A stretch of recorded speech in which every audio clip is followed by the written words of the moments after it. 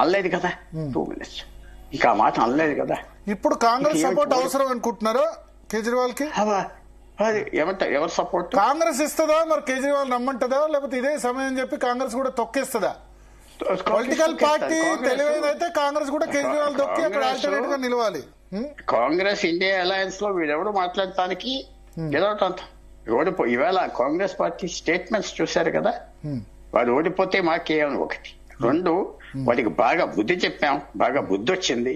వాళ్ళు పార్ట్నర్ కేజ్రీవాల్ గెలిపించాల్సిన అవసరం లేదంటూ కాంగ్రెస్ పార్టీ స్టేట్మెంట్ ఇచ్చింది. లేదు, కరెక్ట్. కేజ్రీవాల్ మేము గెలిపించాలి అని అంటూ వాళ్ళు స్టేట్మెంట్ ఇచ్చారు. అసలు ప్రియాంక గాంధీ ఏమన్నది? కేజ్రీవాల్ ఎలక్షన్ మేము ఎవరు ఏం పట్టించుకోలేదే, ఓడిపోయేదా ఈవేళ అది ఎటకారంగా అన్నది. ఇలాంటి వ్యక్తిని బీజేపీ పక్కన తీసేసి నేను ఒక రఘు గారు పర్మిట్ చేయాలి, నాయకుడు కాని నాయకుడు ముఖ్యమంత్రి చేసి ఏమిటి వచ్చేది? మీ స్ట్రాటజీ ఏంటి?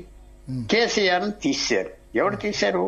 బీజేపీ అల్లరి చేసి 5 సంవత్సరాలు 2018 నుంచి 2013 వరకు యుద్ధం చేసి తీశారు. ఎవరు వచ్చారు? రేవంత్ రెడ్డి వచ్చాడు. కాంగ్రెస్ పార్టీకి దేశమంతా లైఫ్ ఇచ్చాడు రేవంత్ రెడ్డి. ఇప్పుడు ఈయన తీశారు.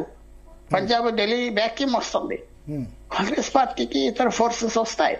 సో నేను అనుకుంటున్నా ఇది చాలా షార్ట్ సైటెడ్ గా విరోధీలు ఇష్టం వచ్చిన వాళ్ళని సెలెక్ట్ చేసుకోవటంలో తప్పు చేస్తుంది బీజేపీ. స్నేహితులను ఎంత జాగ్రత్తగా ఎరుకోవాలో విరోధీలు కూడా అంత జాగ్రత్తగా ఎరుకోవాలి. అంటే ఇప్పుడు కేజ్రీవాల్ మీద ఓడిపోయి ఉండాల్సిందంటారా మీరు? ఉండదే, పోనే, వాడు ఉండాలి అక్కడ, బీజేపీకి ఉండాలి. కానీ మీరు ఒకటి గుర్తుపెట్టుకోండి పుల్లారావు గారు, చెప్పండి. కాంగ్రెస్ కు డైరెక్ట్ కాంగ్రెస్ బీజేపీ ఫైట్ ఉన్న చోట ఈజీగా కొట్టేస్తుంది బీజేపీ కాంగ్రెస్ ను. రీజనల్ పార్టీస్ ఉన్న చోట ఇబ్బంది. బెంగాల్లో మమతా బెనర్జీ, తెలంగాణలో కేసీఆర్ అధికారంలోకి రావడం చాలా కష్టం. జార్ఖండ్ లో మన జార్ఖండ్ లో చూసాం ఎట్లా ఉందో రిజల్ట్. మీరు చాలా తప్పు మాట అంటున్నారు. రీజనల్ పార్టీస్ ఈజీగా క్రష్ చేయలేదు బీజేపీ. మీరు చిన్న లెక్కిస్తున్నా, Gujarat direct fight, Madhya Pradesh direct fight, ఎట్లా ఉంది రిజల్ట్ చూశారు కదా. చెప్పిన ఒక్కసారి మాట ఇవ్వండి, ఒక్కసారి చక్కటి పాయింట్ పెట్టారు. చెప్పండి. మొన్న 99 ఎంపీలు వచ్చారు కాంగ్రెస్ కు, 100 మహారాష్ట్రలో ఆ ఇండిపెండెంట్. ఎక్కడి నుంచి వచ్చారు? మహారాష్ట్రలో direct fight with BJP, Haryana direct fight with BJP, Rajasthan direct fight with BJP. అక్కడి నుంచి 40 మంది వచ్చారు కాంగ్రెస్ కి, తగ్గించారు బీజేపీ ఓట్స్.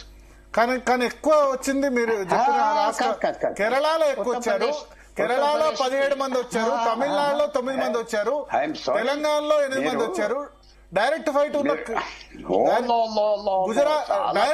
ఉన్న గుజరాత్ లో 0, మధ్యప్రదేశ్ లో 0, రాజస్థాన్ నుంచి హర్యానా నుంచి వచ్చారు. కానీ నేను చెప్తున్నా కరెక్ట్. ఇప్పుడు కాంగ్రెస్ పార్టీకి ఎలాగున్నదంటే 270 సీట్లు అక్కర్లేదు కాంగ్రెస్ పార్టీకి. కాంగ్రెస్ పార్టీకి 200 కూడా అక్కర్లేదు. 120 వస్తే గవర్నమెంట్ ఫామ్ చేస్తారు.